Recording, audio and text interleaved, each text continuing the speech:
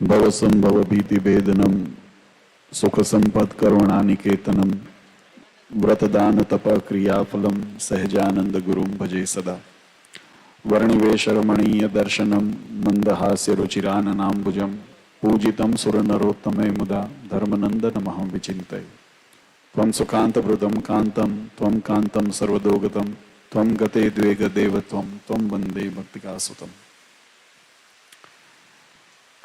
સર્વ અવતારી સર્વ કારણના કારણ આપણા સૌના મોક્ષદાતા ઈષ્ટદેવ ભગવાન શ્રી સ્વામિનારાયણ, સ્વામિનારાયણ સંપ્રદાય દક્ષિણ વિભાગ અધિષ્ઠાતા દેવ વડતાલવાસી શ્રી લક્ષ્મીનારાયણ દેવ હરિકૃષ્ણ મહારાજ, શ્રી લક્ષ્મીનારાયણ દેવ ગાદી અંતર્ગત ભગવાન શ્રી હરિના સિદ્ધાંત પ્રમાણે બનેલા આપણા આ અંકલેશ્વર મંદિરની અંદર પ્રગટ સ્વરૂપે બિરાજમાન સંકલ્પ સિદ્ધ એવા ઘનશ્યામ મહારાજના દિવ્ય સાનિધ્યમાં યજમાન પરિવાર સમસ્ત બોગાણી પરિવારના શુભ સંકલ્પથી આયોજિત શ્રીમદ ભાગવત કથા પારાયણના શુભ પ્રસંગે સભામાં ઉપસ્થિત ધર્મકુળ આશ્રિત વાલા સર્વે અમારા સંતો પાર્ષદો, શ્રીજીના લાડીલા ધર્મકુળ આશ્રિત વાલા સર્વે સત્સંગી હરિભક્તો, સર્વ ધર્મ પ્રેમી સજ્જનો, સર્વ મોક્ષભાગી જીવાત્માઓ, દરેક ભક્તજનોને અમારા હૃદયપૂર્વક જય સ્વામિનારાયણ. વાલા ભક્તો, અંકલેશ્વરની આંગણે પ્રગટ સ્વરૂપ એવા ઘનશ્યામ મહારાજના દિવ્ય સાનિધ્યમાં યજમાન પરિવારના શુભ સંકલ્પથી પોતાના પિતૃઓના મોક્ષાર્થે શ્રીમદ ભાગવત સપ્તાહનું સુંદર આયોજન કરી ન કેવળ સમગ્ર યજમાન પરિવાર ધન્ય બન્યો છે, પણ સાથે સાથે અંકલેશ્વરની ધર્મપ્રેમી ભક્તોને પણ એમને ધન્ય કર્યા છે. આપણા શાસ્ત્રોની અંદર લક્ષ્મીના 3 વ્યય બતાવ્યા છે. એમાં પ્રથમ જે વ્યય બતાવ્યો છે, ભોગ બતાવ્યો છે. પોતાના સુખને અર્થે, દેહના સુખને અર્થે જ્યારે એનો ઉપયોગ કરવામાં આવે ત્યારે એને ભોગ કીધો છે, એને કનિષ્ઠ વ્યય બતાવ્યો છે. બીજો વ્યય એને દાન બતાવ્યો છે. કોઈ સત્કાર્યની અંદર આપણે વાપરીએ, કોઈને મદદરૂપ બનીએ, અથવા તો કોઈ સારા કામની અંદર ધનની લક્ષ્મીનો વ્યય થાય તો એને ઉત્તમ એને બતાવ્યો છે. અને શાસ્ત્રમાં ત્રીજો બતાવ્યો કે જેનો કોઈ ઉપયોગ ન કરે એનો અંતે નાશ થાય છે. આ લક્ષ્મીનો સદવ્યય છે, આ જીવનનો સદવ્યય છે. ભગવાન સ્વામિનારાયણે આ ધરા ઉપર મનુષ્યત્વનું ધારણ કરીને અનંત જીવાત્માનું કલ્યાણ કેમ સહજતાથી થાય, સહેલાઈથી થાય, એ વિચારને, સંકલ્પને ધ્યાનમાં રાખી ઉપાસના ભક્તિનો માર્ગ પ્રવર્તાવ્યો છે. અને આ ઉપાસના ભક્તિની જીવાત્માને દ્રઢતા થાય,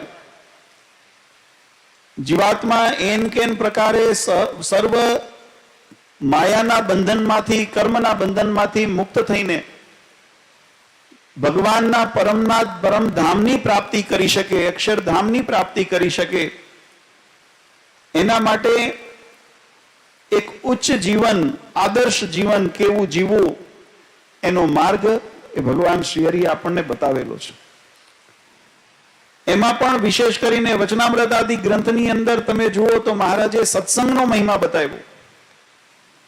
જ્યાં સુધી જીવનની અંદર સત્સંગનો યોગ નથી થતો ત્યાં સુધી કથા વાર્તાનો યોગ ન થાય, અને કથા વાર્તાનો યોગ ન થાય ત્યાં સુધી જીવનની અંદર ભગવાનને પ્રાપ્ત કરાવે એવા ગુણ નથી આવતા. જો 2 પ્રકારે આપણે જીવન જીવીએ છીએ, અને 2 પ્રકારે જીવન શાસ્ત્રોએ બતાવ્યું છે, એક દેહનું જીવન અને એક આત્માનું જીવન. મહદઅંશે શ્રીમદ ભાગવતજીની કથા આપણે બહુ સુંદર અહીંયા શ્રવણ કરી. ભાગવતજીની અંદર પ્રમાણ છે, જીવનની અંદર વ્યક્તિ કેવી દ્રષ્ટિ રાખીને કાર્યને શ્રવણ કરે છે કે આચરણ કરે છે અથવા તો કાર્ય કરે છે એના ઉપર બહુ નિર્ભર છે. તમે જુઓ તો ભાગવતજીની અંદર આ બંને પ્રમાણ, હમણાં આપણે જે કથાનું શ્રવણ કર્યું એ કથા આખ્યાન સહસ્ત્ર કવચનું આવ્યું કે જેને પોતાના દેહની રક્ષા માટે 1000 કવચની માંગણી કરી, ભગવાન પાસે વરદાન માંગ્યું તો શું માંગ્યું? કવચની માંગણી કરી, જેથી શરીરની રક્ષા થાય. પણ પરિણામ શું આવ્યું કે કવચે સહિત એનો નાશ થયોને અંતે એ જીવને. અને બીજો એવો પ્રસંગ શ્રીમદ ભાગવત આદિની અંદર, પુરાણોની અંદર વર્ણન આવે છે, પૃથુરાજાનું આવે છે. અને પૃથુરાજાએ પણ ભગવાનને વરદાન માંગવાનું કીધું.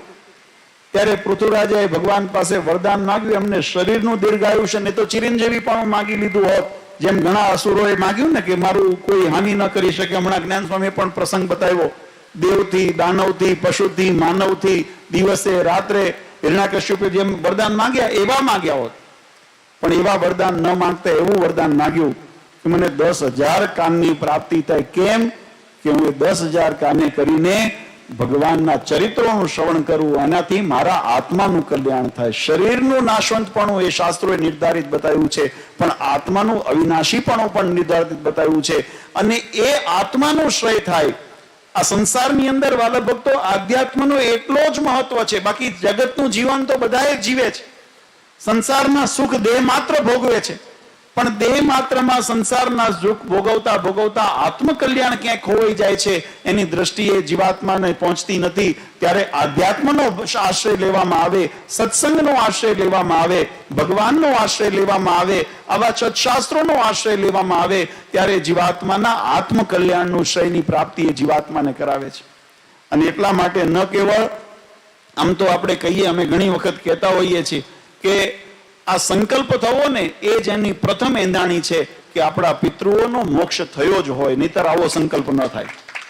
નહીતર જગતના બીજા ઘણા બધા સાધનો છે કે ત્યાં પોતાની લક્ષ્મીનો વ્યય થાય, પણ ભગવત સંબંધી કાર્ય કરવાનો જ્યારે સંકલ્પ થયો ત્યારે માનજો. અને શ્રીમદ સત્સંગી જીવન પંચમ પ્રકરણ, અત્યારે આ શ્રાદ્ધ પક્ષ ચાલે છે, અને શ્રાદ્ધ પક્ષની અંદર ભગવાન સ્વામિનારાયણે વિશેષ કરીને પંચમ પ્રકરણમાં લગભગ 20મો અધ્યાય છે, એની અંદર મહારાજે બહુ સુંદર વિધાન બતાવ્યું છે. ઘણી વખત આધુનિક જગતવાળા એમ કે અહીંયા તમે કથા કરો, અહીંયા તર્પણ કરો, અહીંયા પિંડદાન કરો, એ પોતાના પિતૃઓને કેમ પહોંચતું હોય? પણ શાસ્ત્રનો એવો મત છે કે જો પિતૃઓ કોઈ યોનિને પામ્યા હોય, કોઈ પશુ પક્ષીની યોનિને પામ્યા હોય, બીજે ક્યાંય જન્મ લીધો હોય, તો એના એ પ્રમાણના આહાર થઈને તમે અહીંયા સંકલ્પ કરો ને તો એ સંકલ્પ એને ત્યાં પ્રાપ્ત થતો હોય છે. અને ભગવાનના કૃપાથી જીવાત્મા સત્કર્મથી મોક્ષ ગતિને પામ્યા હોય તો ત્યાં અમૃત થઈને દેવલોકની અંદર એ પરમાત્માના સાનિધ્ય તો પિત્રોને એ જે તમારું અર્પણ તર્પણ કરેલું ત્યાં પહોંચતું હોય છે. અને એ જ રીતે એમની સંકલ્પ સ્મૃતિની અંદર રહીને જ્યારે આપણે 2 પ્રકારના હવન બતાવ્યા, હવ્ય અને કવ્ય, જો કે આધ્યાત્મિક ક્ષેત્રનો એનો નિયમ છે ને એનું વિવરણ બહુ લાંબુ થાય, પણ અત્યારે સંક્ષિપ્ત, કારણ કે વરસાદ પણ આપણને ટકોરે છે કે બહુ ખમૈયા કર્યા છે. અને તમે બધાને શ્રદ્ધાને પણ ધન્યવાદ દેવા પડે કે આવા વરસતા વરસાદની અંદર ભગવાનના ચરિત્રો સાંભળવા બધા અહીંયા બેઠા છો. એટલે વધારે વિશેષ સમય નથી લેવો, પણ 2 પ્રકારના વિધાનો બતાવ્યા, એક દેવ સંબંધી, પિતૃ સંબંધી. આ બંને વિધાનોની અંદર પરમાત્માના સાક્ષાત્કારની પ્રાપ્તિ કરાવે એવો જે ધર્મ છે એને મોક્ષ ધર્મ કહેવામાં આવે છે. અને બંને રીતે જીવાત્માની તૃપ્તિ થાય, એ તૃપ્તિ પરમાત્માની પ્રાપ્તિ સુધી પહોંચે, એ એનો મૂળ આશ્રય છે. આપણે એમ કહીએ કે અવગતિએ જીવાત્મા ગયા છે, અથવા તો જીવાત્માની વાસના કોઈ રહી ગઈ છે, બંધન રહી ગયું છે, પણ એની મુક્તિ થાય તો કોના દ્વારા થાય? મહારાજે એક વખત વર્તાની અંદર બેઠા હતા અને બરાબર સંધ્યા આરતી થઈ, સંધ્યા આરતી પૂર્ણ થઈ અને સંધ્યા પછી મહારાજે કીધું આજે ભગવાનના ચરિત્રની વાત કરીએ. મહારાજ કે આ સંસારની અંદર જ્યારે જીવાત્મા શરીર ધારણ કરે છે, મનુષ્ય યોનિની અંદર જીવાત્મા આવે છે, ત્યારે એવો એક પણ ક્ષણ ન હોય કે જ્યાં તો પરમાત્મા ધરા ઉપર ન વિચરણ કરતા હોય અથવા પરમાત્માના એકાંતિક સંતોનો વિચરણ ન હોય. અને એવા સમયની અંદર જીવાત્મા જો ભગવાનના સ્વરૂપને, ભગવાનને ઓળખી લે, મહત્વ અહીંયા ઓળખાણનું છે. ભગવાન તો ધરા ઉપર અનેક પ્રકારે મહારાજે અનંત સ્વરૂપો લઈને મત્સ્ય કચ્છ વરાદી સ્વરૂપે મહારાજ આ ધરા ઉપર પધાર્યા, રામકૃષ્ણાદી સ્વરૂપે પધાર્યા, ભગવાન સ્વામિનારાયણ આ ધરા ઉપર પધાર્યા, પણ સંસાર એને ઓળખી શક્યો નહીં, એને પામી શક્યો ને. પામવા પહેલા ઓળખવા પડે ને, ઓળખવા પડે. અને મહારાજ કે એવી જો જીવાત્માને ભગવાનની ઓળખાણ થઈ જાય અને ઓળખાણ થઈને જીવાત્મા જો ભગવાનને શરણે થઈ જાય ને તો જીવાત્માનો બેડો પાર થઈ જાય. આ સત્સંગ એ ઓળખાણ કરાવવાનું સ્થાન છે. આ સત્સંગ મનોરંજન માટે નથી વાલા ભક્તો. આ ઘનશ્યામ મહારાજ અહીંયા બેઠા છે, આપણે બધા એનો મહિમા ગાઈએ છીએ. આ તમને માત્ર આપણને એમ થાય સંકલ્પ થાય, વ્યવહારિક સંકલ્પ થાય તો ચોક્કસ આવીને ભગવાન આગળ પ્રાર્થના કરો ને ભગવાન એને સફળ કરે. પણ માત્ર આ ભૌતિક અને નાશવંત સુખ માટેની પ્રાપ્તિના નથી. આ અવિનાશી એવા મોક્ષપદ અપાવનારા ઘનશ્યામ મહારાજ આપણા મંદિરની અંદર બેઠા છે. આ ગૌરવ એનું છે. આ શ્રીમદ ભાગવત આપણને આ દેહ સંબંધી સુખ આપે એનો કઈ માત્ર હેતુ નથી, પણ દેહથી પર જે આત્મા છે એને પણ પરમ સુખની શાંતિની અનુભૂતિ કરાવે એવા ચરિત્રો આપણે શ્રવણ કરવા બેઠા છીએ. અને એના દ્વારા જીવાત્માને આ પ્રાપ્તિ થાય છે.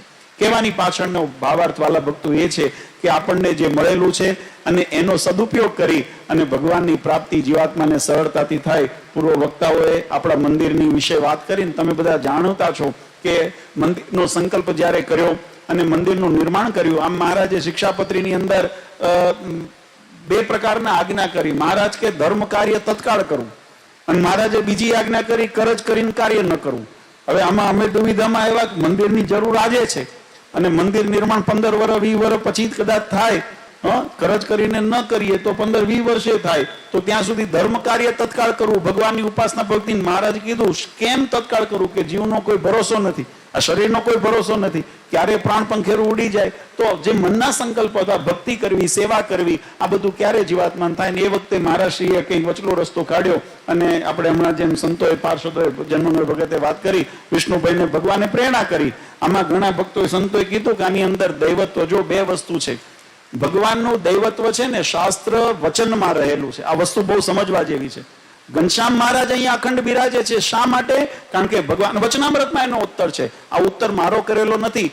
ભગવાને કીધું કે અમે ત્યાં હોઈએ જ્યાં અમારી આજ્ઞાનું સિદ્ધાંતોનું પાલન થતું હોય, અહીંયા અમને રહેવાનું મન થાય. બાકી અમને અમારા લાખો ગૌ છેટા છે. એટલે ભગવાનનું અહીંયા આગળ જે દૈવત્વ છે એની પાછળનું કારણ ભગવાનના સિદ્ધાંત પ્રમાણે, ભગવાનની આજ્ઞા પ્રમાણે મહારાજશ્રીએ વચલો રસ્તો કાઢ્યો. વિષ્ણુભાઈને પ્રેરણા કરી, એમનું આ જગ્યા ખાલી પડી હતી ને એની અંદર આપણે એક હંગામી ધોરણે સત્સંગનો પ્રવાસ શરૂ થાય અને એના માટે આપણે કર્યું. જોતજોતામાં 5 વર્ષ નીકળી ગયા અને બરાબર મને યાદ છે ગયા વર્ષે શાકોત્સવનો પ્રસંગ એની આજુબાજુનો સમય હતો અને આપણને એમ થયું કે હવે આ ભગવાનને ક્યાં સુધી આપણે, આમ તો ભાડાનું કહેવાય ને, ભાડાના જગ્યાને મહારાજને ધણિયાતામાં બેસાડવા છે.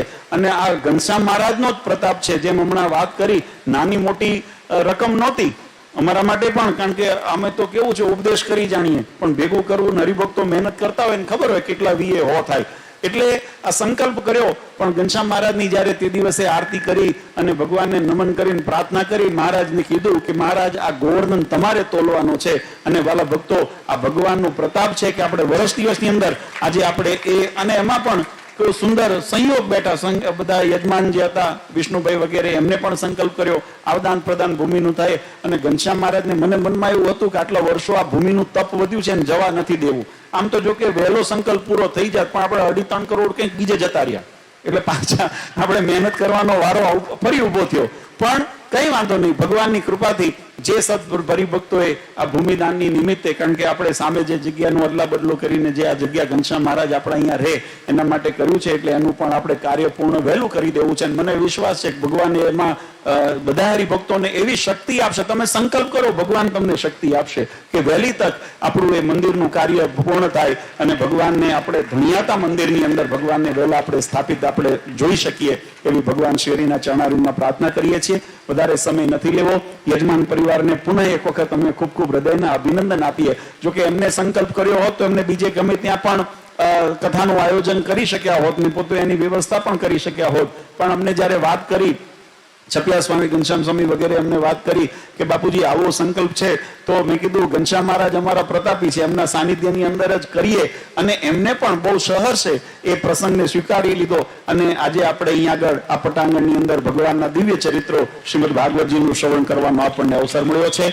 તમે બધા પરિવારને પણ અમે ખૂબ ખૂબ અંતરના આશીર્વાદ આપીએ છીએ. તમારા તમામ સંકલ્પ મનોરથ હરિકૃષ્ણ મહારાજ, ઘનશ્યામ મહારાજ પૂર્ણ કરે અને ઉપસ્થિત તમામ ભક્તોને જેને તન મન ધનથી આ પ્રસંગની અંદર અને અને આ મંદિરના કાર્યની અંદર સેવા કરી છે એવા તમામ યજમાન પરિવાર સહિત તમામ ભક્તોને ભગવાન ખૂબ સુખ્યા કરે, એમને બળબુદ્ધિ સુખ ઐશ્વર્યની પ્રાપ્તિ થાય, ભગવાનની ભક્તિ સવિશેષ જીવનની અંદર પ્રધાનપણે રહે અને મહારાજની શિરસાટે જે આજ્ઞાનું પાલન કરી ભગવાનના રાજીપાના આપણે સૌ અધિકારી બનીએ એ ભગવાન હરિકૃષ્ણ મહારાજ સૌ ઉપર કૃપા વરસાવે એવી ભગવાન શ્રી હરિના ચરણારવિંદમાં પ્રાર્થના કરી અમારા સંતોએ પણ ખૂબ સુંદર આવા વાતાવરણની અંદર, કારણ કે અમે છેલ્લા 15 દાડા મહિના દિવસથી અમે દોડધામમાં છીએ. ચપે સ્વામી બધા એ જાણે છે. હમણાં ગયા એના શ્રીલંકા હતા, ગયા એકાદશી અમે દુબઈ હતા. આ બધા પ્રસંગોની અંદર અલગ અલગ પ્રસંગોમાંથી નીકળતા અંકલેશ્વરના છેડે પહોંચ્યા છીએ. હવે દિવાળીના દિવસો નવા આવી રહ્યા છે, પાછા એને પ્રવૃત્તિની અંદર રહેવાનું થશે, પણ છતાં પણ તમને બધાને અહીંયા આગળ સત્સંગનું સુખ આપવા બધા સંતોએ પણ સુંદર દાખલ કર્યો. અમારા ભૂદેવો, અમારા સંગીતના સ્ટાફ અને આ મંડપ આવા વરસતા વરસાદમાં એમને ખૂબ ખૂબ ધન્યવાદ દેવા પડે. તમારી મહેનત હારી રંગ લાવી, આ બધી લાજ રહી. એટલે બધાને નામી અનામી બધાને અંતરના આશીર્વાદ આપીએ છીએ. અમારા જનમંગળ ભગત, આમ તો ભગવાનને રાજી કરવાનો શ્રેષ્ઠ ઉપાય બતાવું વાલા ભક્તો, આ શાસ્ત્રોમાં ગોતે કદાચ નહીં મળે પણ ભગવાનના વચનમાંથી આપણને વર્તનમાંથી જોવા મળે. સંતોના, પાર્ષદોના, ભગવાનના ભક્તોના, મૂળજી બ્રહ્મચારી, લાડુબા, જીવુબા, દાદા ખાચર બધાના જીવનમાંથી જોવા મળે કેવી રીતે ભગવાન રાજી થાય. તો ભગવાનને ગમતામાં રહીએ ને, આજ્ઞામાં પ્રવૃત્તિ, આજ્ઞામાં નિવૃત્તિ, એમાં જેવા ભગવાન રાજી થાય ને એવા બીજા એકે સાધનથી ન થાય. ભગવાનને ગમતામાં રહેતા શીખી જાઓ, ભગવાનની આજ્ઞામાં રહેતા શીખી જાઓ. જેને ભગવાનની આજ્ઞામાં રહેતા આવડી ગયું ને એને જીવનની અંદર ક્યારે પાછું જોવાનું નથી થતું. ભગવાન સ્વામિનારાયણ મહારાજે વચનામૃત સત્સંગીજીઓની અંદર કીધું, જેમ માખણમાંથી મવાળો નીકળે એમાં માયા અને માયાના ચક્રમાંથી ભગવાન એને ઉગારી પોતાના ધામ ભેગા કરે. એવી જેની પ્રાપ્તિ, એવો જેનો સ્વભાવ, એવા મારે ભગતને પણ ખૂબ ખૂબ અમે અંતરથી આશીર્વાદ આપીએ છીએ. વિદેશ હતા ત્યારે પણ એવી સેવા કરીને અહીંયા પણ એવી રીતે સેવા કરે છે. એટલે તમામને પૂર્ણ અમારા લક્ષ્મણદેવ યુવક મંડળના સભ્યો, કારણ કે ઉંમરમાં બધા હજુ જુવાનિયાઓ છે પણ છતાંય નિષ્ઠાની અંદર બધા વયોવૃદ્ધ વડીલની જેમ સમજણ રાખી અને સત્સંગ કરે છે. એટલે તમામ યુવક મંડળના સભ્યોને ખૂબ ખૂબ અંતરના આશીર્વાદ આપીએ છીએ. સ્ત્રી ભક્તોએ પણ ખૂબ સુંદર અહીંયા જે હમણાં સેવાની સરવાણી જ્યારે બોલતા હતા ત્યારે બહેનોએ પણ, મહિલા મંડળે પણ પોતાની થોડી બચત જે ભેગી કરે અને એમાંથી પણ દેવને અર્થે, ભગવાનને અર્થે ખૂબ સુંદર દાન કર્યું છે. એમને પણ અંતરના આશીર્વાદ પરમ પૂજ્ય માતુશ્રી વતી અમે આપીએ છીએ. અંતે ભગવાનને પ્રાર્થના કરીએ કે આ બધા અમારો સત્સંગ પરિવાર છે ને એને મહારાજ ખૂબ સુખ્યા કરજો, ખૂબ સુખ્યા કરજો, ખૂબ સુખ્યા કરજો, કે જેથી એ આવીને આવી સેવા અને ભક્તિની અંદર હંમેશા અગ્રેસર રહે અને ક્યારે માયા અથવા અધર્મ અથવા કળિયુગનો પાસ એમના જીવનની અંદર એમને નડી ન શકે એવી ભગવાન સૌની રક્ષા કરી અને સૌ ઉપર પોતાની કૃપા દ્રષ્ટિ રાખજો એવી ઘનશ્યામ મહારાજ, હરિકૃષ્ણ મહારાજના ચરણારવિંદમાં પ્રાર્થના કરી પરમ પૂજ્ય સનાતન ધર્મ ધુરંધર આચાર્ય શ્રી અજેન્દ્ર પ્રસાદજી મહારાજ, અસો ગાદીવાળા પૂજ્ય માતુશ્રી અને અમારા સમસ્ત ધર્મકુળ પરિવાર વતી આપ સૌને અંતરના આશીર્વાદ આપી મારી વાણીને વિરામ આપું. સહેજાનંદ સ્વામી મહારાજ.